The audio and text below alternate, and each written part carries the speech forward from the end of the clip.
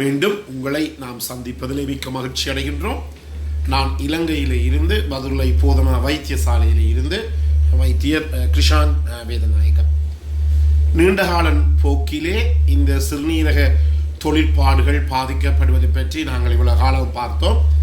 இன்றைக்கு அதனுடைய கடைசி நிகழ்ச்சியை நான் செய்யலாம் என்று இருக்கின்றேன். எனவே முக்கியமாக கவனித்துக் கொள்ள வேண்டியது, எப்போதுமே அவதானமாக இருந்து கொள்ள வேண்டும். இலங்கையை பொறுத்த மட்டிலே பல பேர் இந்த நோயினாலே பாதிக்கப்பட்டு கொண்டிருக்கிறார்கள். குரோனிக் ரீனல் ஃபெயிலியர்னாலே என்றபடியாலே அவதானமாக இருப்பது மிக மிக முக்கியமானது. வீடுகளில் நீங்கள் சிறுநீரை சோதித்து பார்க்கலாம், அல்லது நான் முதலிலே சொன்னது போல யூரின் ஆல்புமின் கிரியேட்டின் எனப்படுகின்ற இந்த ஒரு வீதாசாரத்தை பார்க்க முடியும். இந்த யூரின் ஆல்புமின் கிரியேட்டின் வீதாசாரமானது அவருடைய அதாவது வயசுக்கும் பாலுக்கும் ஏற்ப அது வேறுபடுகிறது. சாதாரணமாக இருக்க வேண்டும் 30 மில்லிகிராமுக்கு குறைவாக இருக்க வேண்டும். 300க்கு மேலே இருந்தால் கூடுதலாக சிறுநீரகங்கள் பாதிக்கப்பட்டு விட்டது.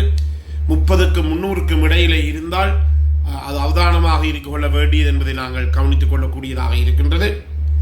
அடுத்ததாக நாங்கள் என்ன செய்ய வேண்டும், இந்த போமனின் உரையிலே போமனின் கேப்சூலிலே வடிகட்டப்படுகின்ற வடிநீர், அதாவது குளோமெருலர் ஃபில்ட்ரேஷன் ரேட் என்று சொல்லுவோம், அது EGFR என்று சொல்லுவோம். இதை பார்க்க வேண்டும். இது சாதாரணமாக ஒருவருடைய வயசுக்கும் அவருடைய உடற்பருமனுக்கும் அவருடைய ஆண் பாலா பெண் பாலா என்ற பால் வித்தியாசத்துக்கும் இடையே இது வேறுபடுகிறது.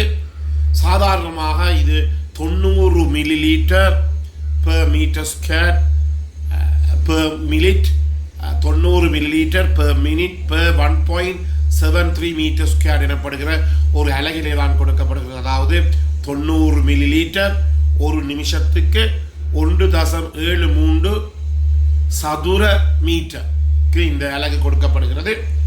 எனவே இது சாதாரணமாக 90க்கு மேலே இருக்க வேண்டும். 90 120 என்பது மிகவும் நல்லது. ஆனால் 60க்கு கீழே போகுமா இருந்தால் மிகுந்த அவதானமாக இருக்க வேண்டும். 30 அதே நேரத்தில் 15க்கு கீழே போனால் இந்த EGFR எனப்படுவது முற்றிலுமே எங்களுடைய சிறுநீரகங்கள் பாதிக்கப்பட்டிருக்கிறது. 15க்கு கீழே போகுமாக இருந்தால் அங்கு சிறுநீரக தொழிற்பாடுகள் இப்போது ஆல்மோஸ்ட் இல்லை, அதாவது இல்லை என்ற நிலைமைக்கு வர முடியும்.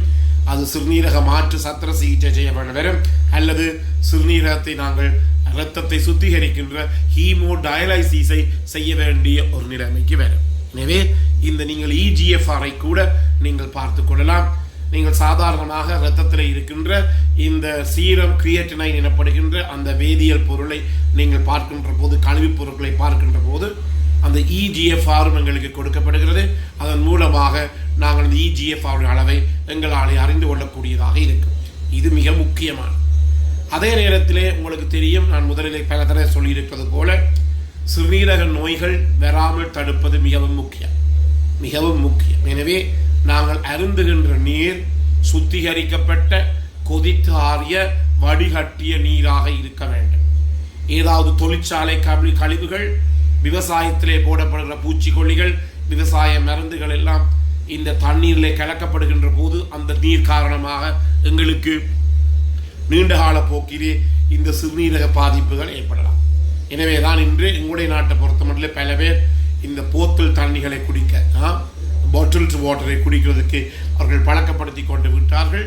எனவே மிக முக்கியமாக கவனித்துக் கொள்ள வேண்டியது என்னவென்றால், இந்த தண்ணீரை நாங்கள் பருகுகின்ற போது அதில் ஏற்படுகின்ற இந்த கிருமிகொல்லிகளுடைய தாக்கம், பூச்சிக்கொல்லிகளுடைய தாக்கம், உஜ வகைகள், பசலைகள் போடப்படுகின்ற போது, மழை பெய்கின்ற போது இந்த பசலைகள் எல்லாம் கழிவுபட்டு கொண்டு போய் நாங்கள் மனிதர்கள் குடிக்கிற நீர்நிலைகளிலே இந்த பூச்சிக்கொல்லிகளும் அந்த பசலைகளும் உரங்களும் கலந்துவிடும். இதன் காரணமாக இந்த நீரை நீண்டகால நோக்கிலே நாங்கள் பாவிக்கின்ற போது எங்களுக்கு இந்த நோய் ஏற்படக்கூடியதாக இருக்கின்றது. எனவே எந்த வயசென்றாலும் பரவாயில்லை, அவதானம் மிக மிக முக்கியமானது. உங்களுடைய சிறுநீரகங்களை நாங்கள் பாதுகாத்துக் கொள்ள வேண்டும். சிறுநீரக பாதிப்பு ஏற்பட்ட பிற்பாடு ஓடி திரிவதிலே ஒரு விதமான பிரயோசனமும் கிடையாது. எனவே என் நேரமும் நீங்கள் சிறுநீரை பரிசோதித்து பார்ப்பதற்கு தவறக்கூடாது. அதே நேரத்தில் இன்னும் கொஞ்சம் சந்தேகம் கூடுதலாக இருக்குமாக இருந்தால் வயிற்றை நீங்கள் படம் பிடித்து இந்த அல்ட்ராசவுண்ட் ஸ்கேன் எனப்படுகிற இந்த படத்தை பிடித்து பார்க்கவும் நீங்கள் பின்னிக்க கூடாது. அதே நேரத்தில் எந்த நேரமும் ஒரு வைத்தியருடைய உதவியை நாட வேண்டியது மிக மிக முக்கியமானது. வைத்தியன் உதவி இல்லாமல் இந்த ஃபார்மசிகளிலே ஓவர் த கவுண்டர் என்று சொல்லுவோம், அப்படி போய் மருந்துகளை வாங்கி நாங்கள் குடிக்கின்ற போது என்ன நடைபெறும் என்றால், இந்த சிறுநீரில் இருக்கிற சிறுநீர் தொற்று 100% அழிய முடியாது.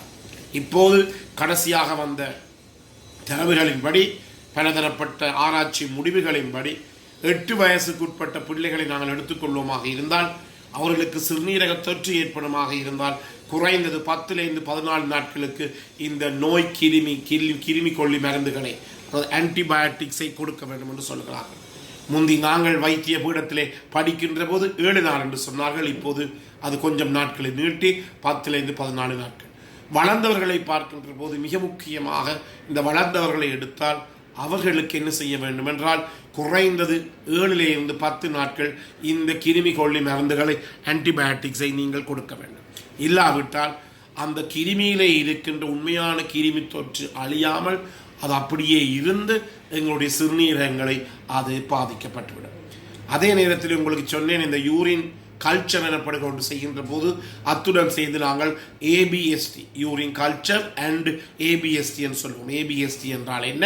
அந்த சிறுநீரில் இருக்கின்ற கிருமி எவ்வகையான கிருமி கொள்ளுகளினாலே இந்த கிருமிகள் கொல்லப்படும், ஆன்டிபயோட்டிக் சென்சிட்டிவிட்டி டெஸ்ட் என்று சொல்லுவோம், கொல்லப்படும் என்பதை பார்ப்பது தான் இந்த ஏபிஎஸ்டி சோதனையாக இருக்கின்றது. எனவே இதை நாங்கள் செய்து பார்க்கின்ற போது இதன் அடிப்படையிலே தான் எங்களுடைய பிள்ளைகளுக்கோ அல்லது வளர்ந்தவர்களுக்கோ நாங்கள் இந்த கிருமி கொல்லி ஆன்டிபயோட்டிக்ஸை கொடுக்க வேண்டும். சில நேரங்களில் இந்த யூரின் கல்ச்சர், இந்த ரிப்போர்ட் வருவதற்கு, இந்த முடி வருவதற்கு 3 நாட்கள் 72 மணித்தியாலங்கள் செல்லும். அது மட்டும் நாங்கள் பார்த்து கொண்டிருக்க முடியாது.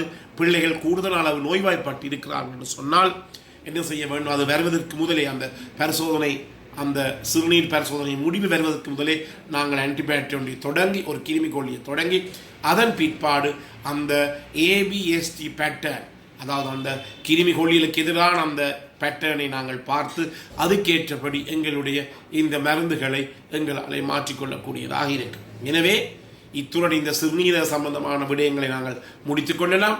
எனவே முக்கியமாக கவனித்துக் கொள்ள வேண்டியது, உங்களுடைய சிறுநீரகங்களை பராமரியுங்கள். குறைந்தது ஒரு நாளைக்கு ஒரு தரம் 2 லிட்டர் கொதித்து ஆறிய தண்ணீரை பருகுங்கள். அதே நேரத்திலே அசுத்தமடைந்த மாசடைந்த இந்த தண்ணீரை குடிக்க வேண்டாம். எப்போதும் கொதித்தாறின வடிகட்டின தண்ணீரைத்தான் குடிக்க பழகிக்கொள்ளுங்கள். இது மிகவும் மிகவும் முக்கியமானது. எனவே நேயர்களே, இந்த நிகழ்ச்சி உங்களுக்கு பிடித்திருந்தால் இந்த நிகழ்ச்சியை நீங்கள் மற்றவர்களுக்கு அறிமுகப்படுத்தலாம். இதை நீங்கள் லைக் பண்ணலாம், ஷேர் பண்ணலாம். அதே நேரத்தில் மணி சின்னத்தை பெல் சைன் அமர்த்தி நீங்கள் சப்ஸ்கிரைப் பண்ணலாம். நேரடியாக தொடர்பு கொள்ள வேண்டுமாக இருந்தால் 009477356245 என்ற தொலைபேசி நூலாக எங்களுடன் தொடர்பு கொள்ள முடியும். மீண்டும் உங்களை சந்திக்கும் வரை நன்றி, வணக்கம்.